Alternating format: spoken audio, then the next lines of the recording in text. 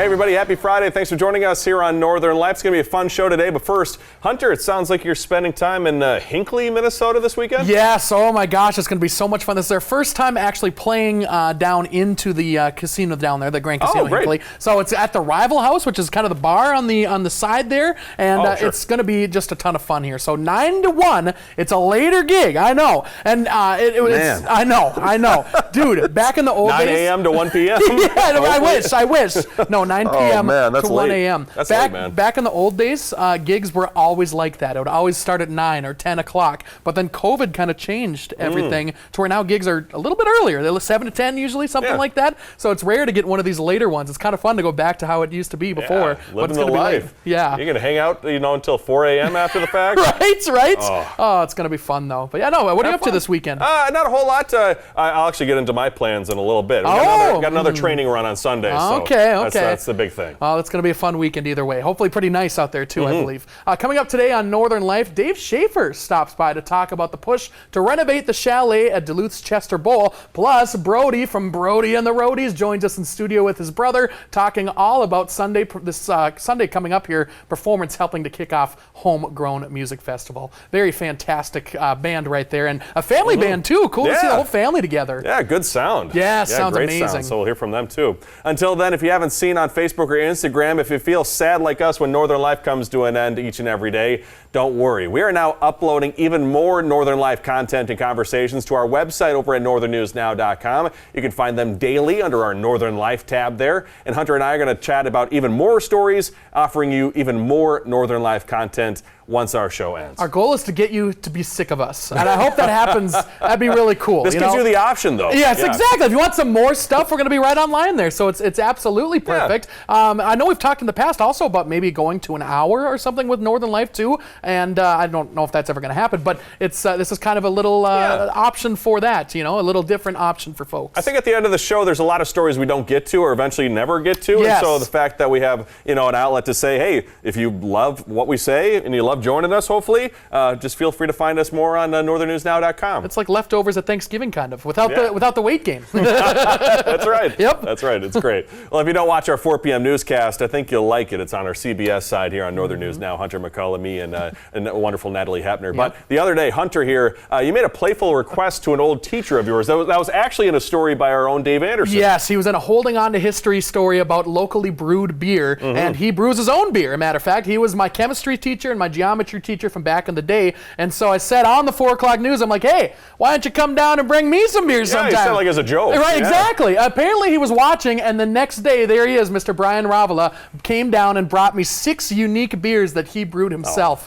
And so I haven't tried any of them yet. I'm going to try them probably this weekend, but what a nice guy, my gosh. That's awesome. Anytime you say like your teacher brought you beer, like, thankfully you're close to 30 years old now. It's not a weird thing. I'm not 14 years old anymore. Yeah, that wouldn't be the best thing, but 29, yeah, bring it on. Bring me. Now I need to get all the teachers to start lining up and bring me beer. That's my next goal. You can celebrate staying awake at 1 a.m. with some home brew. There we go. That's perfect. Yeah. And you'll remember the other day, Hunter informed us he bought a flute to add to his list of instruments that he can play. And after we joked about the two of us starting a band together, a bunch of flautists, Brenda had an unreal comment. She sent this to us on Facebook. She said, the new flute band of Ryan and Hunter can be called the Flute Loops.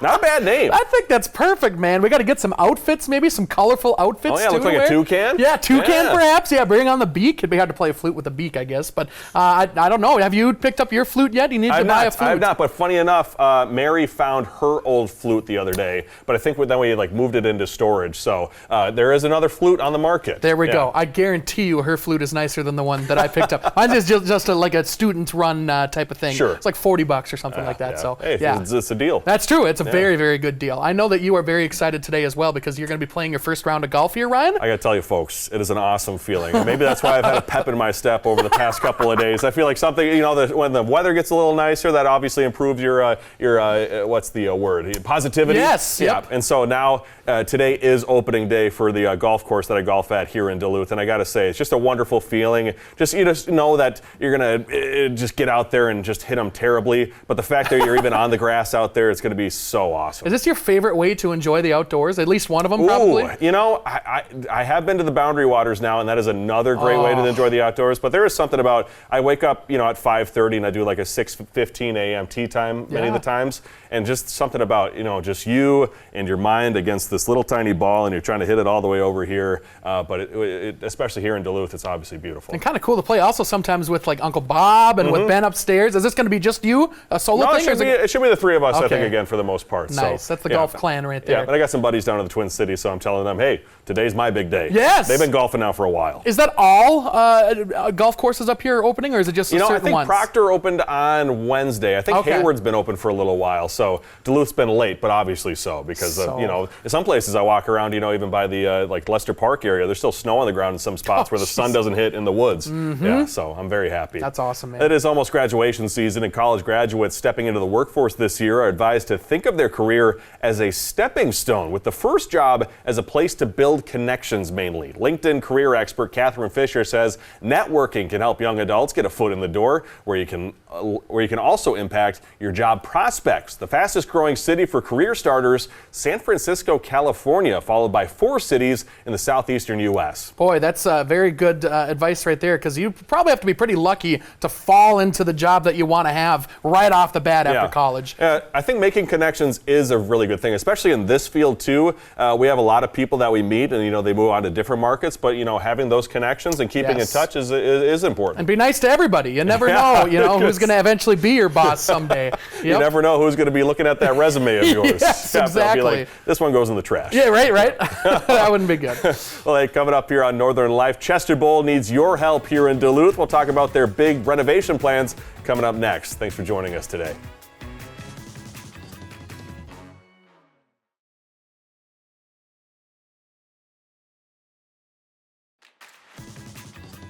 Welcome back, folks. This week, Duluth's Chester Bowl marked the ceremonial start of construction on their chalet expansion and the renovation project. It's exciting news, and here to talk more about it is the executive director of the Chester Bowl Improvement Club, Dave Schaefer. Dave, appreciate you stopping by. How you been? Oh, it's been great. It's been exciting to share the news of the chalet project happening this summer and get people excited about it. It's big news. You saw it on our evening newscast for the folks at home on Northern News Now. Here, first, let's talk about the groundbreaking that you had, that ceremony. What was it like to have everybody coming together to celebrate this big step?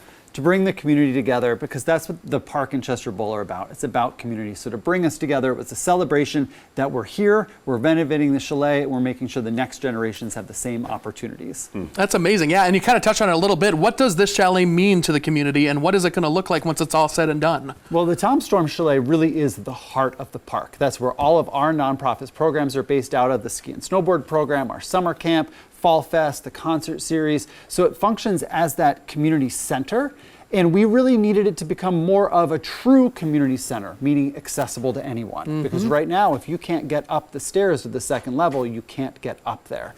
So for us, it's about bringing people together and creating a place that can truly welcome everyone. That's awesome. Let's talk about some of the upgrades too. What are you hoping to add to the chalet to make it even better? Well, the biggest thing is we don't have enough space. Our winter program, if you go in to get your hot chocolate and gummy bears in the middle of the winter, it is packed. No seats left. Summer camp, if there's a thunderstorm, it's hard to fit all the kids inside. So we're nearly doubling the square footage. Oh, wow. Partly by increasing the footprint, but we're kind of wedged between the hill, the road, the creek. So we're going up 3 levels. Whoa! Yeah, so we've been calling our campaign Growing Up Chester, which is both literal and metaphorical. And so we're excited, first and foremost, to have more space. The building also is not aging well. So, the other rainstorm we had the other day, I was watching the new roof leak come down. Oh, dang it. Fixing all those deferred maintenance issues that have come up. And of course, making sure that a building that was built in the 70s before modern energy efficiency standards were created will meet those. So our building actually will meet the state of Minnesota B3 requirements, which is the highest state organized environmental efficiency standards you can have. That's great. It's going to be around for a long time, hopefully, too. That'd be fantastic. Generations and generations. Yes, that's what I'm talking about. Yeah. And we talked a little bit beforehand, but this summer is going to be very busy. And with this construction, the summer camps are going to be moving to a different location, correct? Correct. So we normally have had 3 sites, one at the chalet, one at the end of the road. That can't happen. Okay. Our Lower Chester site, which is at 15th Avenue East and 5th Street, will still run that camp and actually increase the number of kids a little bit. We are so excited to be at the Lester Amity Chalet this summer as a new site. When we're looking for options, we're thinking, what's the most Chester Bowl feeling site we can find. So to have a chalet sort of in the middle of the woods where kids can build forts and hang hammocks and go swimming in all the creeks. What kids should do. Yeah, Yes. exactly. It just felt right. Our promise to parents is to return their kids tired, happy, and dirty at the end of the day. And this was the perfect place to do it. And summer camp registration is open, and there are still some spots at Lester Amity. So if people are hearing this and it seems like a good fit for your kid, sign up from chesterbowl.org. Awesome. And, let's go back to the fundraising effort a little bit. Yeah. If folks are inspired and they say, I would love to say that I helped, with these improvements, how can they help out? Yeah, so people can donate to the project, and we still have about $275,000 left to raise. Our goal is to raise $100,000 of that by May 21st. So we're pushing to get the word out there. So our website for fundraising, growingupchester.org, is an easy way to give online, and of course you can always mail good old-fashioned checks into Chester Bowl as well. But we know the community has supported us so much to this point. We were able to raise over $1 million in community fundraising that then let us apply for a state of Minnesota grant that got us $2.3 million, which is why we just had that little gap left where we need the community support to get us to the finish line. Can you walk us through a little bit how the timeline is going to be working for this whole project? Yeah, so we had the ceremonial groundbreaking, but noticeable deconstruction will start probably mid-May. Okay. And then by November, we'll be in the new building. That's crazy. Yeah, it's both a small project and a big project at the same time. But this is designed to be done in one construction season. So when ski and snowboarding opens up second week of December, we'll have the building. That seems really quick. That's amazing. It is very fast. Wow. We were excited to work with BP Builders. They received the contract, and they're excited to get going. Actually, one of their lead staff is a former Chester dad, so they understand our programs, and we're confident that the project will be able to be done in a great timeline. It has to be so cool. It has to be such a great feeling to see, people from different backgrounds who all just care so much about Chester Bowl coming together and say, hey, let's make sure that this is great for kids of future generations. Yeah, and our retired director, Tom Storm, who retired about a dozen years ago but still ski patrols with us, he started the Peace in the Parks philosophy. And that basically is the belief that what we do is less important than how we all interact with each other. And that's woven into our programming, both winter and summer. It's why Tom's name is on the building and will remain on the new building. And so to have everyone involved in the program coming to with that mindset and that community-based feeling, that's what's making us successful. It's going to be really sweet for our viewers. You can also find more ways to help. And the camp info at chesterbowl.org. chesterbowl.org. All right, Perfect. wonderful. Dave Schaefer joining us. Dave, appreciate you stopping by. Thank you. Of course. And hey, coming up, a future homegrown performer joining us here in studio. We'll be back here on Northern Live.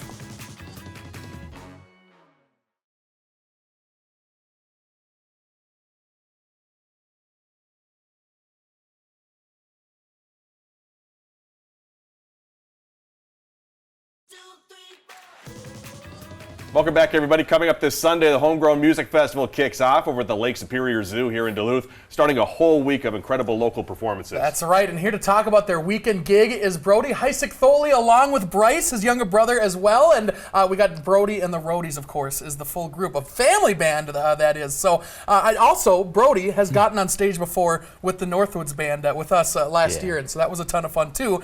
And his voice is deeper than mine by quite a bit. It's pretty impressive. But how are you guys doing? Pretty good. It's an honor to be here. Oh, It's an honor to have you. excited to have you. You excited Yes. for this Sunday? Oh yeah, definitely. Talk about your musical roots. What got you into music, and when did you start? How old were both of you, I guess? We started a few years ago, right around the start of COVID, when everybody was in the pandemic, and so our grandpa, he got a mandolin the previous Christmas, and so just one of the days we just had nothing to do, he asked me if I want to do the mandolin. I said sure, and then we just practiced, and then we played at the first time at Spirit Mountain, where I went up and played with the band Black River Review, and then the rest is history. It's so cool because both of you play multiple instruments. I mean, counting on your hands, how many instruments do you guys play? Yeah, mandolin, bass, harmonica, banjo, guitar, slide guitar, vocals. That's 7 for me. You can be part of Hunter's future flute group. Right, there we go. That's perfect. What about you, Bryce? How many do you play? 4? Four? Wow. Okay, that's fantastic. And you're just learning steel guitar as well, right? Slide guitar. Slide guitar, Oh my gosh. okay. And what, it was 14 years old and 12 years old? Oh my goodness. Oh my gosh! Again, both voices deeper than mine. So there we go. That's fantastic. Obviously, you love the older country and older music. Yeah. What inspired you to like that kind of stuff? Obviously, you're younger than both of us, and you like the older music too. So Yeah. why do you like that kind of music? We kind of grew up around that genre. I mean, I liked the older country just because it was real simple to learn. And then ever since my voice dropped about 10 octaves, we had to relearn all of our songs, so Johnny Cash was a really good one to learn. Yeah. So Oh, it just fits perfectly. What do you both hope to accomplish in the future? You got an awesome group. What do you hope the future holds for both of you? our goal for the band is to be able to play at Red Rocks and open for the band Trampled by Turtles. Oh my gosh, that'd be amazing. That's a great goal right there. What's your favorite and maybe least favorite part about gigs? Setting up and tearing down. That's exactly it right there. That is absolutely the worst, is the tear down at the end of the night. Oh my gosh. And it has to be cool to be part of this homegrown music festival. You guys excited to, what do you expect, or what do you want folks to experience when they come out and see you on Sunday? To have fun and be interactive. Do you have a favorite kind of genre to sing? Is it always country, or do you do any other older rock and roll or things like that? We do a few rock and roll songs like Bruce Springsteen's Pink Cadillac, and Okay. then Soul Asylum's Runaway Train, and End of the World, and some REM. What do you know? What your lowest note is that you can sing boy. off the top of your head? I think I can hit an A1. Oh my gosh, Maybe. that's Maybe. Down there? But don't That's quote down me. Don't quote me on that one. Well, hey, the folks here are going to play us out, but for our viewers, find Brody and the Roadies this Sunday at Lake Superior Zoo at 1:30 p.m. Get your tickets at DuluthHomegrown.org. Brody and Bryce joining us. Appreciate you guys. Have fun this weekend. Oh yeah.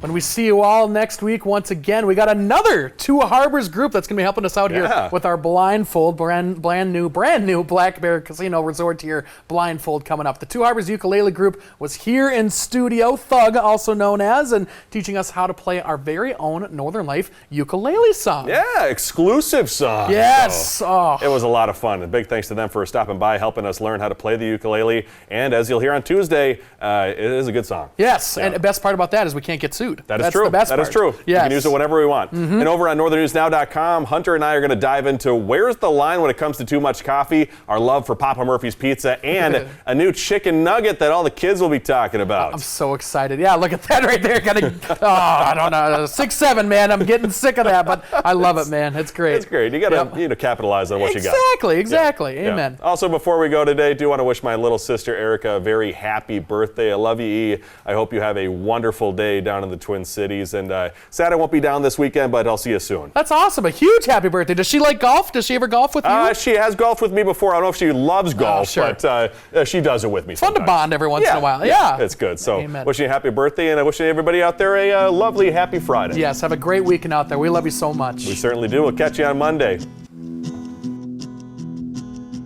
Find some time to throw a line, or just head outside to unwind. That's the life in the great North Woods. Hike or bike, whatever you like. Get out in the day, enjoy the night. Yeah, we got the life in the great North Woods.